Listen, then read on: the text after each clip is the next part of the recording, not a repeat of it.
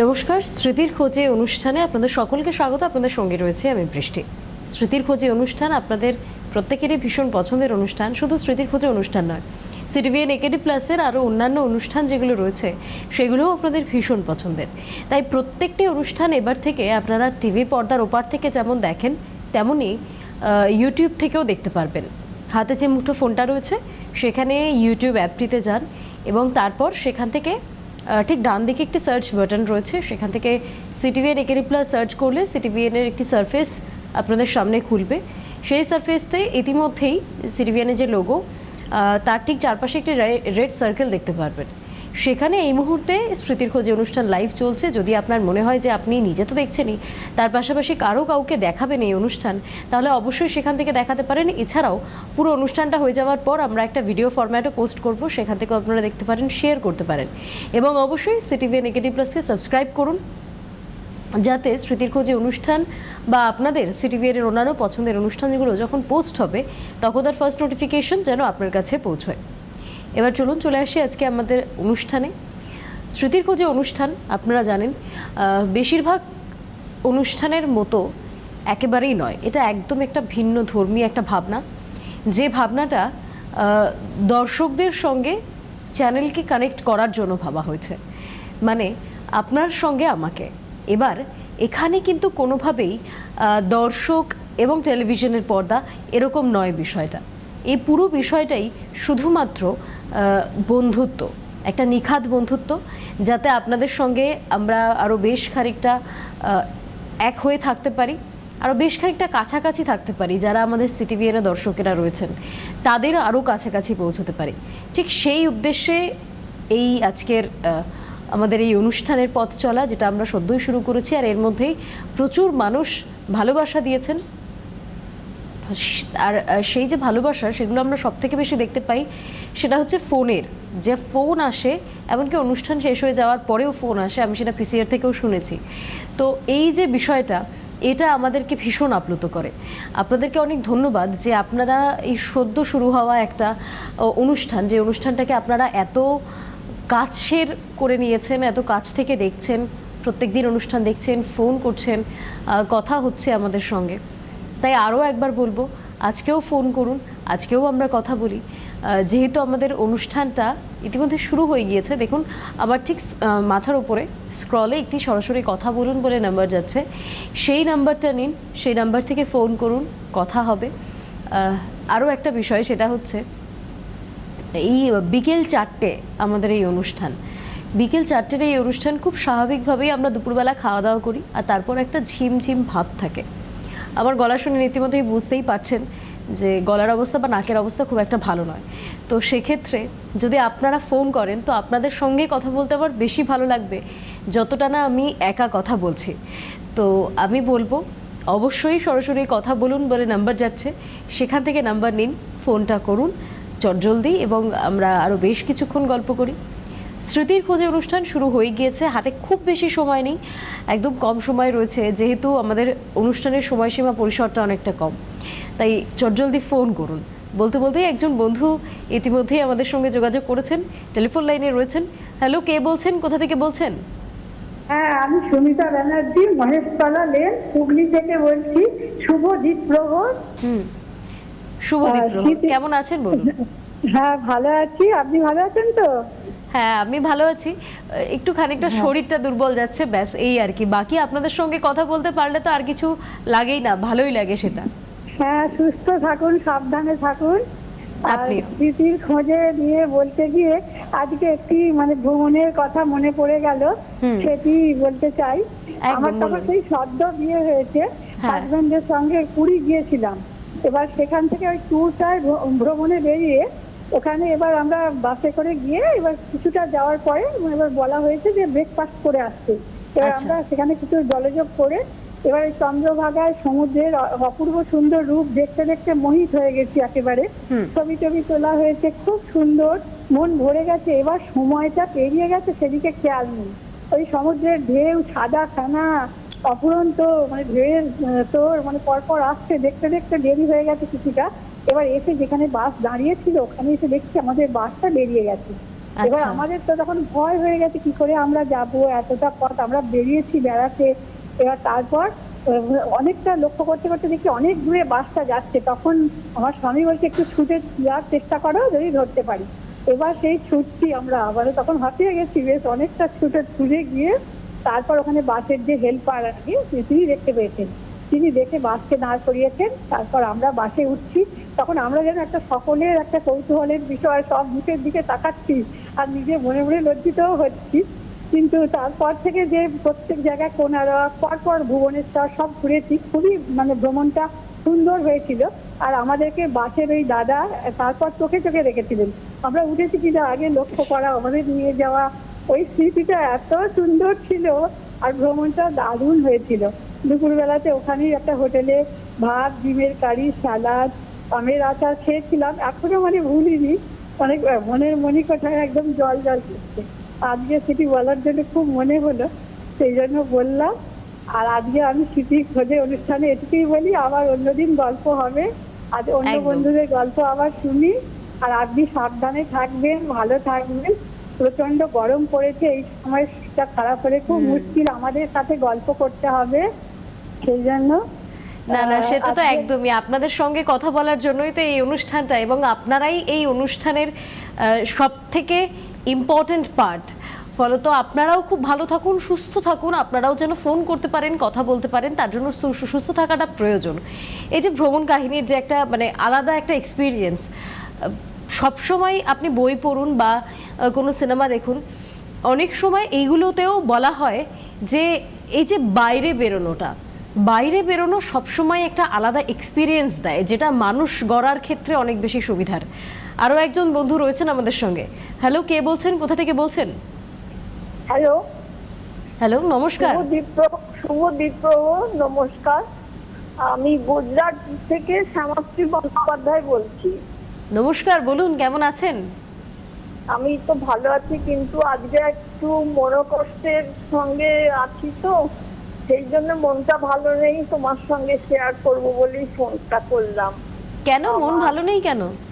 মন ভালো নেই মানে গত 9 বছর আগে এই দিনে, আজকে 23শে মে, আমার হাজবেন্ড চলে গিয়েছিলেন। আচ্ছা, সেই জন্য মেয়ের সঙ্গে শেয়ার করব বলে আমি আজকে তোমাকে ফোন করলাম। একদম, অনেক ধন্যবাদ আপনি ফোন করেছেন। কি মনে হচ্ছে, কি অনুভূতি? অনুভূতি তো অনেক অনেক আনন্দ করেছি। অনেক 37 বছর আমরা একসঙ্গে কাটিয়েছি। সেই জন্য আরো লাগছে। এখন তো আমি একলা, আমার মেয়ের বিয়ে হয়ে গেছে, মেয়ে দূরে থাকে, ছেলে আর আমি থাকি এই গুজরাটে বড়দায়। ছেলে তো অফিস আর ব্যস্ত। আর আমার বৌমা, ছেলে বিয়ে দিয়েছিলাম কিন্তু বৌমাও মারা গেল বিয়ের পরেই 6 মাসের মধ্যে। সেই জন্য আমার এখন নিঃসঙ্গ জীবন, হাজব্যান্ডও নেই। আমি সেই তোমাকে বলেছি একদিন প্রথম দিকের ফোনেতে।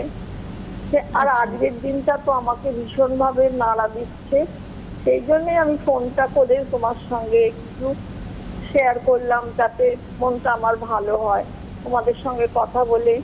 আর সিটিভিএন চ্যানেলের তো তুলনা নেই। আমাকে তো মানে কি বলবো, মানে খুবই আমাকে এই এত দূরে সবাইকে ছেড়ে আমাকে তো প্রাণ দিয়েছে। আমি এই সিটিভিএন নিয়েই সারাদিন থাকি। আমার বাড়িতে কোনো বাংলা চ্যানেল চলে না, কোনো চ্যানেলই চলে না, শুধু বাংলা চ্যানেল আমি দেখি। আর সিটিভিএন কে তো মানে কি বলে ধন্যবাদ দেবো আমি জানি না। মাঝখানে 8 মাস আমার ডিশ অ্যান্টেনারা ওরা লাইন করে দিয়েছিল। তাও তখন আমি মানে যে কি অবস্থার মধ্যে চলে গেছিলাম আমি নিজেই জানি না। একলা থাকি তো, কথা বলতেও পারিনি কিছু না। অন্য চ্যানেল দেখেছি, কিন্তু সিটিভিএন দেখে যে আনন্দটা, সেটা আমার সব অনুষ্ঠানেই আমি কথা বলি, জানো তো, সমস্ত অনুষ্ঠান। সে দাদাভাই ডাক্তারবাবু, প্রতিদিনের রবীন্দ্রনাথ, আর তনুশ্রীদির তো তুলনা হয় না। তনুশ্রীদি আমার বেস্ট ফ্রেন্ড, আমাকে খুব ভালোবাসে এবং আমার সঙ্গে কথা বলে। যাই হোক, তা আজকের দিনটা কষ্টটাকে ভুলবার জন্যই তোমাকে ফোন করে জানালাম। তোমরা একদম। সবাই ভালো আছো? আমরা ভালো আছি। আপনি একা নন, সবার প্রথম আমার যেটা বলার, হ্যাঁ, আপনি সেই তো। বললেন আপনি একা নন, আমরা পুরো সিটিভিএন পরিবার রয়েছি আপনার সঙ্গে। সুতরাং এই যে আপনি আরেকটা কথা কথা বলছেন, বলি। ফোন করছেন, এটা আমাদের কাছে অনেক বড় পাওনা। হ্যাঁ বলুন, কি বলছেন? আমি না, তুমি তুমি তো বন্ধু, তুমি মেয়ের মতন। একদম। আমি আর একটা চ্যানেলে কথা বলতাম, তোমারই বয়সী অ্যাঙ্কার ছিল, তাকে আমি বলেছিলাম তুমি তো, আমি তোমার মায়ের মতন, তো তো তুমি আমাকে মাসিমণি বলে ডাকবে, মাসিমণি আচ্ছা। বলে কথা বলবে। সে আমাকে মাসিমণি বলেই ফোনের সঙ্গে কথা বলতাম। তাই আচ্ছা। তোমাকে দেখে তাই মনে পড়ছে যে যে বন্ধু, বন্ধু তো ঠিকই, বন্ধু সব বয়সী অবশ্যই। বন্ধু হয়। হ্যাঁ। আর এখন আমার মেয়ে নাতনি এসছে গরমের ছুটিতে, তাই জন্য কিছুটা ভালো আছি। আবার তো ওরা চলে যাবে, আবার আমি একলা তো কেউ নেই। মাঝে মাঝে অন্য পুরনো স্মৃতি মনে করে আমি ভালো থাকি। একদম। আর আজকে যে আর পুরনো বেশি কিছু স্মৃতিগুলো বলতে মনে পারছি পড়বে না। সেগুলো আমাকে বলবেন, এই অনুষ্ঠানে বলবেন। নিশ্চয়ই নিশ্চয়ই, তুমি আমার মেয়ের থেকেও বাড়াম, তোমাদের সঙ্গে তো রোজ কথা হয়, দেখতে পাই, হ্যাঁ। মেয়েকে তো আর পাই না। খুব ভালো থেকো তোমরা মেয়ে। আর কথা বলবো যখনই ইচ্ছা, আমি তো প্রায়ই ফোন করি, রোজই, কালকেও কথা বলেছি। একদম একদম, রোজ ফোন করবেন। আমি আপনাকে মাসিমণি বলেই ডাকবো, আর আপনি আমাকে বৃষ্টি বলে ডাকতে পারেন। বৃষ্টি আমার নাম, আপনি সেটা নাম ধরেই আমাকে ডাকতে পারেন। আমি আপনার মেয়ের মতোই, একদমই তাই। মা মেয়েও তো বন্ধুত্ব হয়, এমন তো নয় যে মা মেয়ের বন্ধুত্ব হয় না। তো আমরা নয় মা মেয়ের মতোই বন্ধুত্ব করলাম। আর আপনি যখনই ফোন করবেন তখনই অবশ্যই, আমরা যেই থাকি না কেন এই চেয়ারটায় বসে, তারা তো আপনাদের সঙ্গে বন্ধু হতে চাইছে, তাই আপনারা যখনই কথা বলবেন, ফোন করবেন, আমাদের থেকে একটা জিনিস জানবেন যে আমাদের থেকে খুশি আর কেউ হচ্ছে না।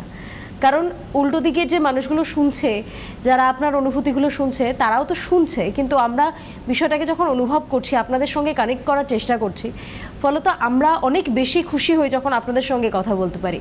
আরও একজন বন্ধু আমাদের সঙ্গে রয়েছেন। হ্যালো, কে বলছেন, কোথা থেকে বলছেন? গুড আফটারনুন দিদি, গুড আফটারনুন। গুড আফটারনুন, বলুন। বলছি, আরেকবার বলুন। Good afternoon. আমি বিপদ ভবন ভূতিয়ে বলছি। বেশ, বলুন, কেমন আছেন? এই যা গরম পড়েছে, গরমে তো এই মাথা গরম, খারাপ হয়ে একদমই তাই। হ্যাঁ, যাই হোক, আমি আপনার জীবনের কথা কিছু বলছি। আমি আগে নবদে থাকতাম। 1935 সালে স্কুল ফাইনাল ছিল। আচ্ছা। স্কুল ফাইনাল ইউনিভার্সিটি ছিল। ওই যে যখন ক্লাস 11 আপনাদের স্টেশনারি হয়ে মাধ্যমিক, যা স্কুলে পরীক্ষা দিয়েছি, দেওয়ার পর বাচ্চাদের নিয়ে 12টা ছেড়ে দিলে বাড়তি ক্রিয়া প্রযোজিত করতাম, বসে আঁকা প্রতিযোগিতা, তারপর আপনার খেলা 20-22 বছর ছেলেদের নিয়ে ক্যারাম প্রতিযোগিতা করতাম, মানে এই বাচ্চাদের নিয়ে থাকতাম ছোটবেলা। হ্যাঁ। তারপরে স্কাউট করাতাম, স্কাউটে ভর্তি হলাম 1968 সালে। ওখানে আবার স্কাউটের 83 সালে একটা 83-84 সাল থেকে হতো। তাদের প্রতিটা নানান রকম, মানে 20-22 বছর থেকে আরম্ভ করে পথে পর্যন্ত ছেলেমেয়েরা সাথে দিতে পারে। সে আমাদের নবদ্বীপ হাসিতলা ঘাট থেকে পূর্বশ্রী ঘাট পর্যন্ত সাদা পর্যন্ত হতো, গঙ্গার উপর, সুরদের গঙ্গার উপর দিয়ে। আচ্ছা। কিন্তু নৌকা গায়ে থাকতো, কিন্তু আমাদের একটা মেডিকেল টিম, তা কোনো সাঁতারু যদি হাঁপিয়ে যায়, তখন নৌকাতে তোলা হতো। তাই সেই সাঁতার প্রতিযোগিতা নিয়ে আমি একটা কবিতা লিখেছি, সেই কবিতা আপনাকে শেয়ার করছি। একদম। সাঁতার প্রতিযোগিতা। সাঁতার কাটি সাত সকালে জীবন নদীর জলে, তা তাকিয়ে থাকে দীপ্ত তপন নীল আকাশের তলে। রঙিন আলোয় উজ্জ্বল ধারায় ঝরছে আশীর্বাদ। প্রণাম জানাও সেই আলোকে মিটিয়ে মনে সাপ। টিভি নাচির তন্দা টুটি জীবন সূর্য জাগে। যোদ্ধা যজন পৌঁছে যাবে লক্ষ্যে সবার আগে। দুর্গ ভেদ করে যে স্বতঃশ্রী আছে, তারই স্রোতে আজকে আমার জীবন তৈরি ভাস। এটা একটা পত্রিকা বেরোতো, ওদের স্মরণিকা, ওই পত্রিকাতে আমার কবিতা ছাপানো হয়েছে। এবং তখন ছিল 1983 বামফোর্ডা বলে, ওখানে হয়তো কলকাতাতে অত আমার আসতে পারে। যাই হোক, এটা আমি ছিলাম স্কাউট গ্রুপে স্কাউট মাস্টার। ওই স্কাউট মাস্টার ট্রেন নিয়েছি মধ্যগ্রাম গঙ্গানগর। স্কাউট মাস্টার ওই কাঠ বলে কাঠ বলা হয়, আর তারপরে এর থেকে আমি শিক্ষা করতাম, করতাম। নবরূপে একটা পত্রিকালে গেছি, নবযুগে নবীন কিশোর বার্তা তোদের হোক সফল, রুগ্ন দিন ভারবর্ষ করে কর সফল। অন্যজনের আলোকদান, ভিত্তির মধ্যে সহজ জ্ঞান, যাত্রী মারার দুর্গম পথে এই ভাষা। এটা নগরী অভিযাত্রী সম্বন্ধে একটা কবিতা সেই সহজের পত্রিকাতে ওটা ছাপানো হয়েছে। যার যে আপনাকে এটা শেয়ার করলাম, আমি ইয়ে করেছে। তারপরে আমি কলকাতা করে আসলাম নবরীপুরে, এখন স্কাউট দলে ভর্তি আছি। ওখানেও প্রোগ্রাম, ওখানে দুর্গাপূজা হয়, নববর্ষ উদযাপন হয়, তারপর আপনার খ্রিস্টমাস ডে উদযাপন হয়। তাই এখানে আমি রবীন্দ্র জয়ন্তীতে এবার বলেছি, সেদিন আবার নজরুল হবে মঙ্গলবার, সেখানে নজরুল কবিতা বলবো। এর পরের দিন আমি আপনাদের ওই এবং রবীন্দ্রনাথের কবিতা। নমস্কার, নমস্কার, ভালো থাকবেন, সুস্থ থাকবেন। আপনিও ভীষণ ভালো থাকবেন, সুস্থ থাকবেন, আর এই যে লেখালেখির অভ্যাসটা সেটা চালিয়ে যাবেন। ভীষণ সুন্দর একটা অভ্যাস এটা। আরও একজন বন্ধু আমাদের সঙ্গে রয়েছেন। হ্যালো, কে বলছেন, কোথা থেকে বলছেন? হ্যালো। হ্যালো, নমস্কার। হ্যাঁ নমস্কার। আপনার নাম এবং কোথা থেকে বলছেন? হ্যাঁ, আমি মদন মোহন বাইদি কালীঘাট থেকে বলছি। নমস্কার, বলুন কেমন আছেন? হ্যাঁ, হ্যালো। হ্যাঁ নমস্কার। নমস্কার, আপনার নাম শোনা গিয়েছে। আপনি একটা কাজ করুন, টিভির সাউন্ডটা একটুখানি কমিয়ে দিন। আপনি আর আমি ফোনে কথা বলবো। হ্যাঁ, সাউন্ডটা কমিয়ে দিয়েছি। বেশ, এবার বলুন কেমন আছেন? হ্যাঁ হ্যাঁ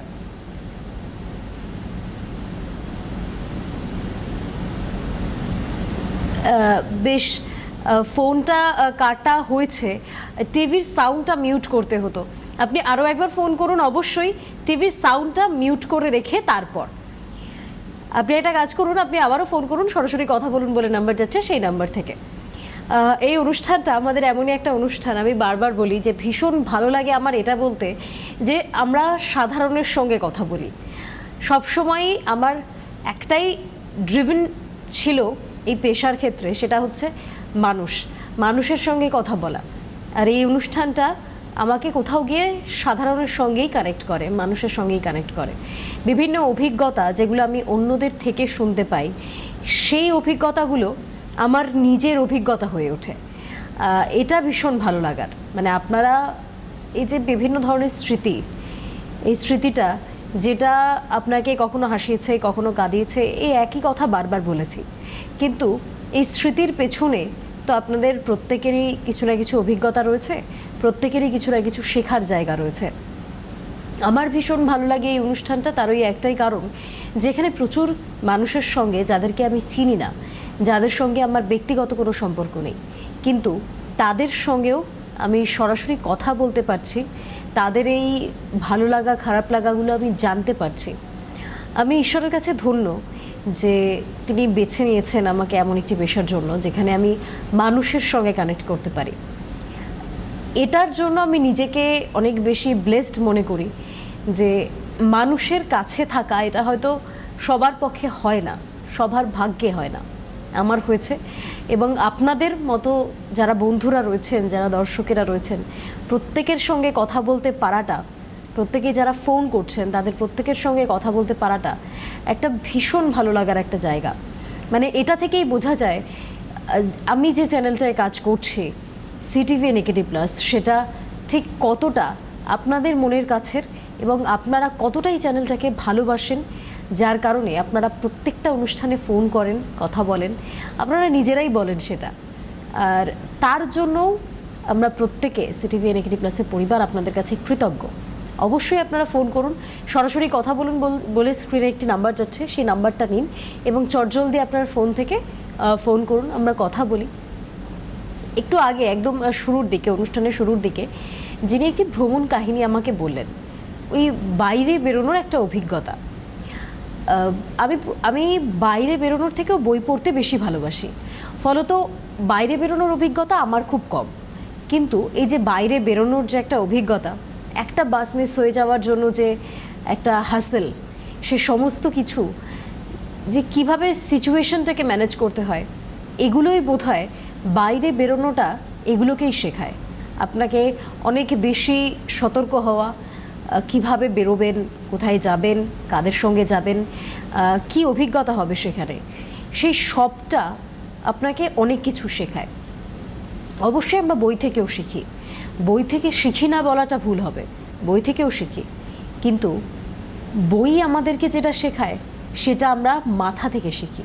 কিন্তু যখন আমরা ফিজিক্যালি বাইরে বেরোচ্ছি, বাইরের দুনিয়াটাকে দেখছি, আরও 10টা মানুষকে দেখছি, সেটা আমাদেরকে এমন অনেক কিছু শেখায় যেগুলো হয়তো শুধু ওই বইয়ের 4টে পাতা শেখাতে পারে না।